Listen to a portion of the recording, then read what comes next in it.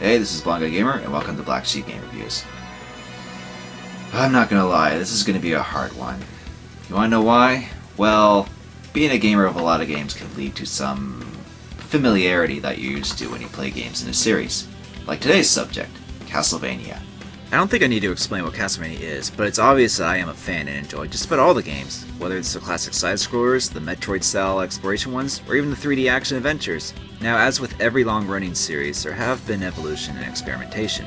There have been ups and downs throughout the years, which can vary depending on who you ask. But regardless, all the games are unique in their own ways, but still share the overall theme of vanquishing Dracula and his serving gothic horrors in one way or another. But there's one game that's completely different from all the others, Castlevania Judgment. Now, spin-off games are fine when done right, but this one's a bit of a nasty thorn. It's the one game that at least my inner fanboy can go on for hours and hours about how much wrong there is in this game. As much as I hate hearing fanboy whining, I try not to come across as such when expressing criticism and try to be a reasonable, lenient gamer. This, however... But don't worry, while there is a lot of things I don't like about this game, I'll try and express them in a civil manner. For the most part. Now then, I guess it's time for this game's judgment. Can't even come up with something that doesn't sound lame. It's a stupid title for a game to review.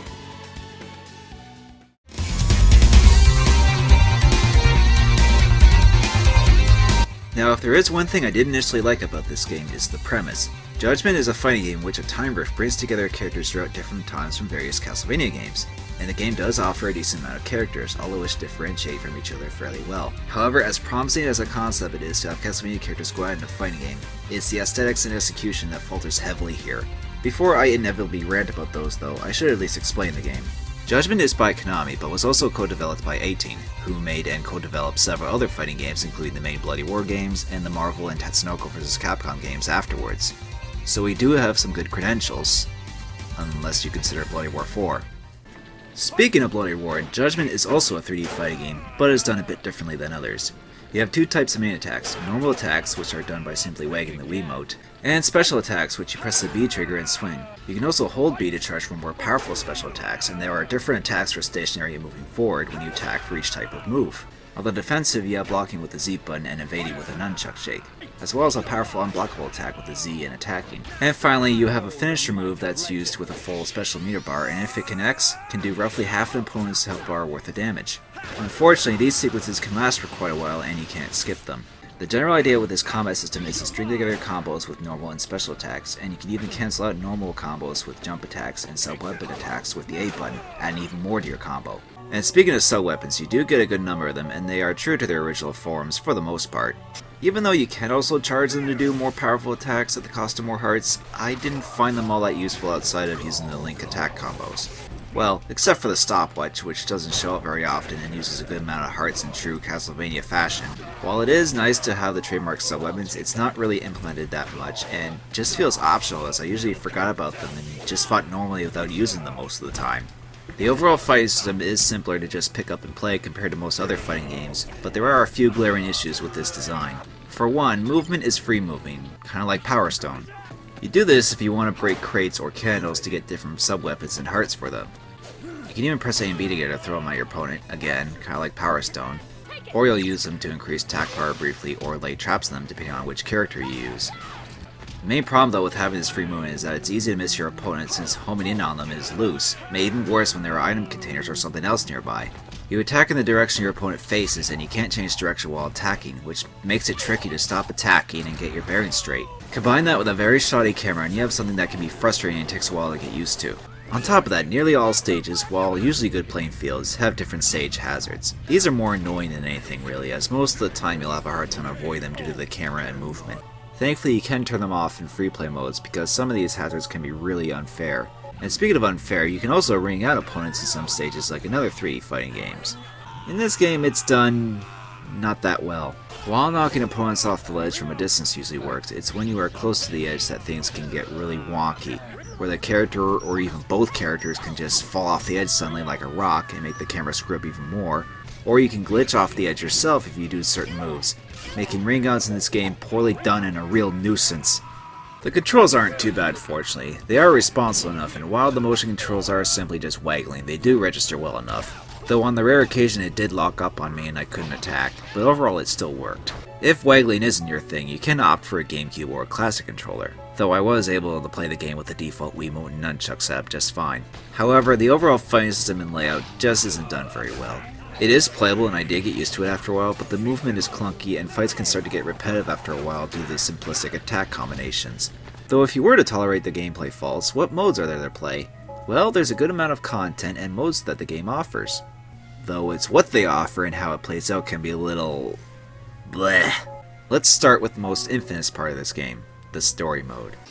Yeah, it's pretty much a law that all fighting game stories will be stupid and nonsensical. Ow! Ugh! I was just joking! Anyway, it's here that you pick your character and... I suppose I can't avoid it any longer. The biggest and by far the most obvious problem I have with this game are the character designs. Now, I know the look of a game isn't everything, but keep in mind this is a fighting game where characters are very important, and this is a game with pre-existing established characters, say for Aeon, that most fans know and love. But here, that familiarity is butchered. The character designer is Takeshi Abada, a manga artist best known for his work in Death Note. Looking like Death Note. Sorry, I had to. Now, I'm not calling Abada a bad artist, or saying he can't design characters in video games. It's just that he didn't do a good job in my opinion. Apparently he was brought on board to design the characters to appeal more to the Japanese market, which Castlevania does not fare as well as North America, ironically. But by doing this, Konami completely changed what was familiar with Castlevania, as Abada's style simply does not work, and I think the characters look awful, some to the point of looking completely ridiculous and unrecognizable. Bad art direction aside, the graphic detail is alright, for a Wii game, and the game does perform well enough with relatively short load times. Except selecting characters takes a while for them all to load, almost like even the game doesn't want to reveal them. Okay, back with the story mode. Let's start off with good old Simon Belmont, who you may or may not recognize from the front cover. What's ironic is that this design seems to be based off of Ayami Kojima's Simon Belmont from the alternate mode of Castlevania Chronicles, which was an earlier attempt to bring Castlevania to the Japanese masses. However, Abada basically took that and Death Noted it. Still, this isn't actually the worst bastardization of Simon out there. Yoo-hoo, Princess Darling, it's me, Simon Belmont. Go back to the tiny booth, you cartoon reject! As for how Simon plays, he's the standard beginner character with no real strong advantages or disadvantages, and he doesn't seem too out of place personality-wise. Not a whole lot happens in his story though, so I'll just mostly explain how story mode plays out. As you start story mode, your character will be confronted by Aeon, who tells them that they're in a time rift, which he created, and whatever they seek is in it, but must prove themselves worthy by fighting him. After that, you fight random characters, but every few fights you'll fight predetermined characters with dialogue interactions before the fight. As interesting as the characters talking to each other before fighting sounds, most of the time it comes out as awkward, as they suffer from bad writing of excuses for characters to fight each other. Regardless, the story mode does attempt to throw in some variety about halfway through by having you kill a bunch of zombies or mermen followed by a big enemy. As nice of an attempt it is to throw classic enemies into the mix, this just seems kinda pointless and tacked on in an attempt to make this more Castlevania. So eventually you'll face the final preset character, who in Simon's case is Trevor Belmont from Castlevania 3. After you beat him, a clock appears and Aeon says he needs 12 more soul keys, which one was apparently obtained after Simon proved himself, or something. You then unlock another character to play as in story mode, and now begins the chore of playing all the other characters' story modes to get all the soul keys for... you'll see. The only other Belmont in the game is Trevor, who is actually the most accurate looking character with his brown hunting jacket and eye patch being a nod towards the continuity of Trevor in Curse of Darkness.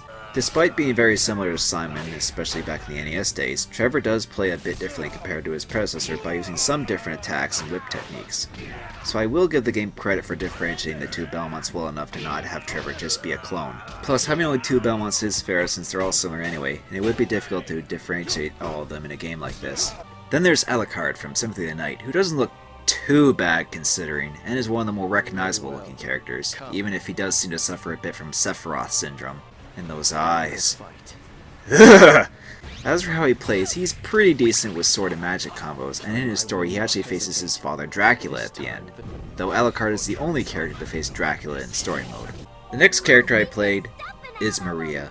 Now, Maria was the second character you could play as in Runnel of Blood, but here she's the perfect representation of everything that is wrong in Judgment. I don't even need to say anything about her getup other than she apparently stole Harry Potter's owl for her birdcage staff that sends her flying all over the place with her normal attacks. Her special attacks are much more useful and completely broken with long range and covering large areas. However, if you use special attacks too much, Maria may end up tripping. Do trip it, trip it, trip it, trip it, trip it up and down. This is not how you balance a character! And now, the moment you've all been waiting for, this scene. They're huge. Will you stop? These things only get in the way. How can you say that? Those are a sacred gift!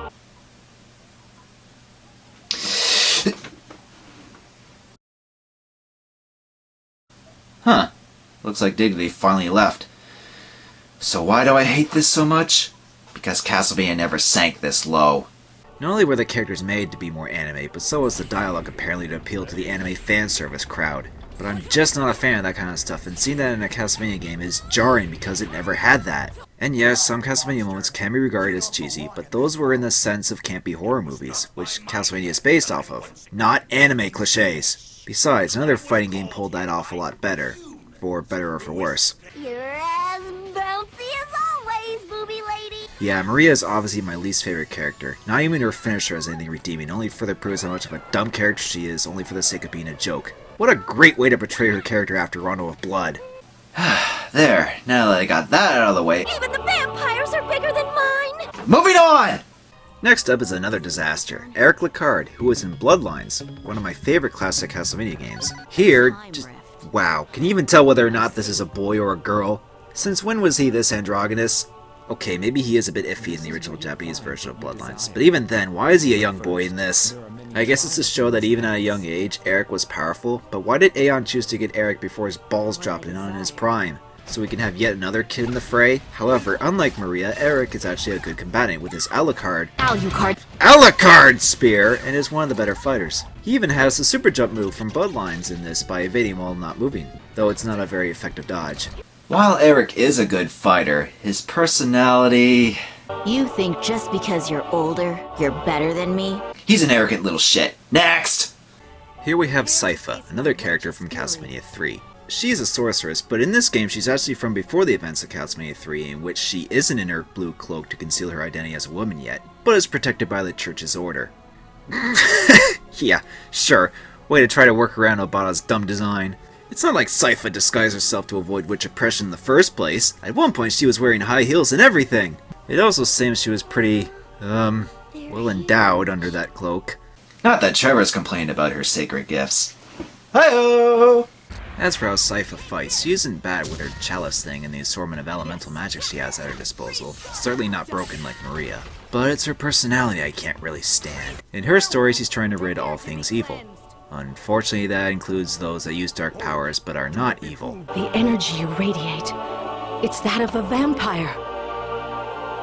You'll not be satisfied with any explanation.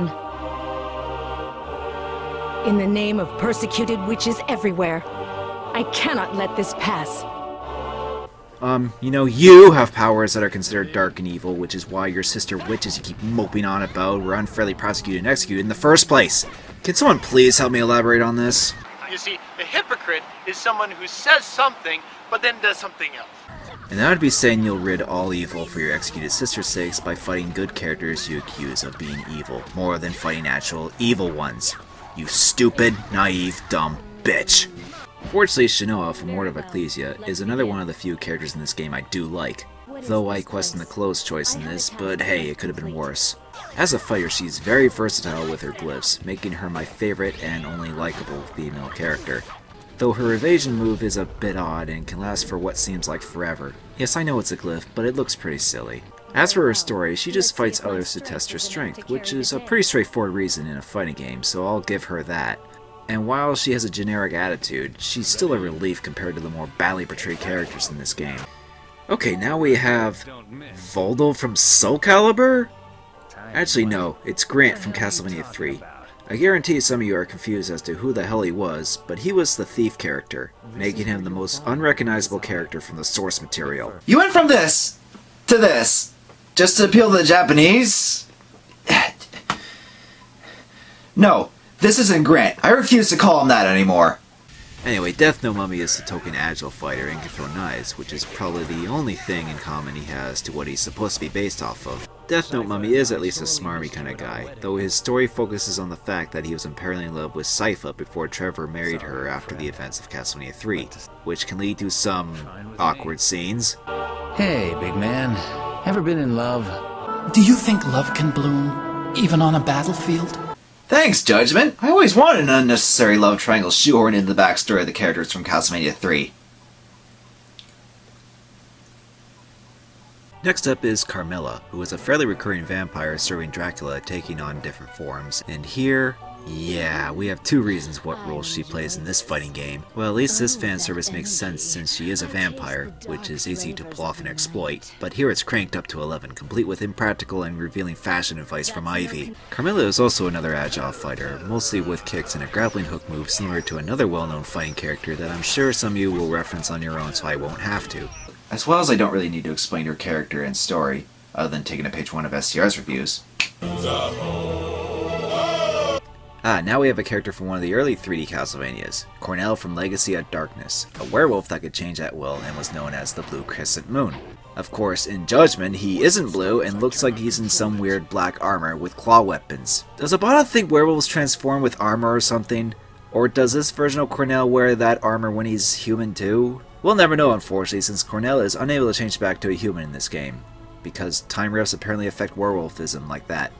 Though when it comes to fighting, Cornell is a decent close-range fighter that can even enter a range mode at the expense of his finisher gauge. You know, maybe if Cornell was designed properly, the rage mode and finisher could be when he turns into his wolf form during battle. Now if only the developers had experience with something like that. Oh wait! Yeah, it could have been easy for 18 to implement that, as some moves are pretty reminiscent to someone like Yugo from Bloody War. But thanks to this game's wonderful interpretation of Cornell, we're stuck with what looks like a combination of Anubis from War Gods and Saberwolf from Killer Instinct. It also doesn't help that Cornell looks pretty goofy at certain dialogue scene angles. And speaking of werewolf characters in fighting games wanting a cure, albeit only one other that I know of, Cornell's story focuses on him wanting to cure himself of being stuck in beast mode. We've been in beast mode too long. Cornell does actually look more like a Beast Wars transformer than a natural werewolf the more I look at it. But really, you could just replace most of Cornell's dialogue and his story with this.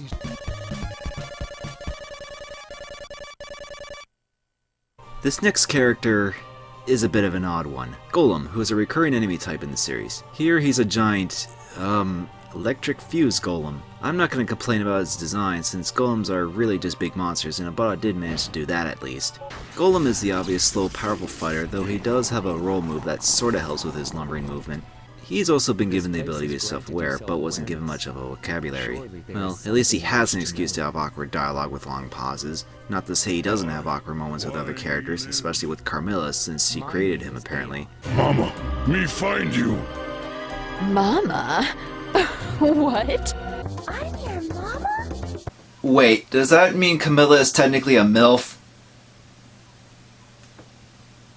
I'd rather just move on than dwell on that. Since we're on the topic of enemy characters, here's one of the most iconic ones in Castlevania, Death. And he's... oh dear.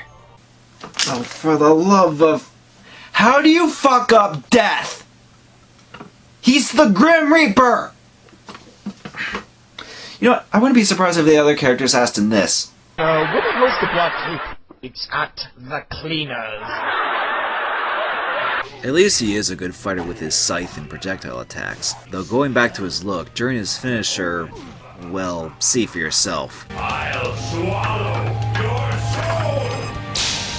K.O. Nice. Death has been reduced to his face popping out like some sort of action figure thanks to this game. Finally, we have Dracula himself. Well, he does sort of resemble Simply the Night Dracula, but what's with the glowing exposed heart and veins going up to his face? Since when was Dracula a tyrant? I know Dracula has a heart of darkness, but not literally one which looks like it's made out of emulsion from Gears of War. Since Dracula is the Lord of Darkness, he is naturally very powerful, but a bit difficult to handle at first. He, for lack of better terms, is a cheap character. He may be slow, but he can't be knocked back, does a lot of damage, has a very abusive evasion, tons of projectiles, and can even float in the air and rain fire on the opponent using his finisher bar. Needless to say, he can be a bitch to fight, but can easily smack the AI around when you play as him, which is one of the few things in this game I can enjoy. Alright, so after bitch slapping Trevor and beating Dracula's story mode and getting the final soul key, you unlock True Story Mode. What is True Story Mode, you ask? It's the same thing, except with 2 additional fights. Because playing Story Mode the first time was so much fun, we get to do it again! I know there's the whole Soul Keys thing for Aeon to pick out 13 potential fighters, but wouldn't it just be easier to just drop the whole Soul Keys bullshit and just have all the fights from the get-go like a normal story mode? This is just a needless way to extend the game and waste your time. So you fight Aeon again to be deemed worthy of facing the final boss, which is a Time Reaper sent 10,000 years from the future by Galamoth. Sure, why not? So the Time Reaper is a boss that's stuck in place with a lot of health and powerful attacks you need to dodge. I did have trouble at first, mostly with the camera and jumping over his giant lasers, but the pattern is pretty easy to follow. So what's your reward for going through all this? Actually, I think X-Play said it best. And eventually you'll receive your reward. Attack standing. Attack standing. That. Well, that was perhaps some of the most unfulfilling gameplay I've played recently, though you do get to unlock Aeon for True Story Mode. He's an alright fighter with his sword clock that can also shoot giant laser beams. His story mode is a bit different, as he just fights everyone in a row, and when you beat his story mode, you unlock him for the rest of the modes. Same goes with beating True Story Mode for Shinoa, Death, and Dracula. Though if you have a DS and Order of Ecclesia, you can actually connect with Judgment to unlock content, like the GameCube and Game Boy Advance connectivity for Metroid Prime and Fusion, for example. In Judgment's case, you can unlock Aeon and Shinoa right away along with some other stuff, which is a nice bonus, especially since we seldom see the Wii and DS connectivity actually being utilized, in true Nintendo tradition.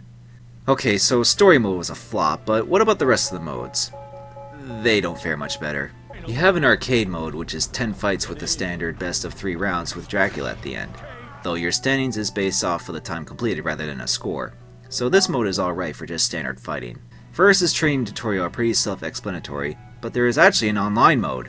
Now I know this game is almost 3 years old, but surely there has to be someone still willing to play online. Right?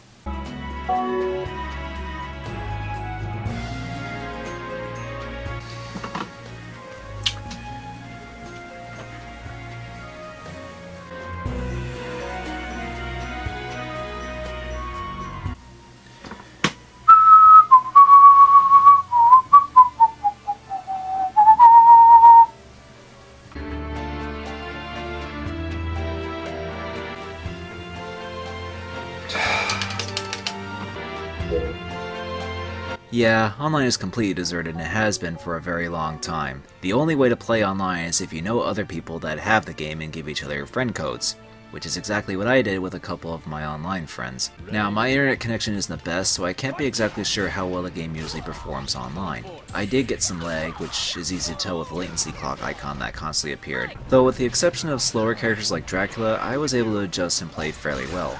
So the online does work, but good luck trying to find someone to play with you.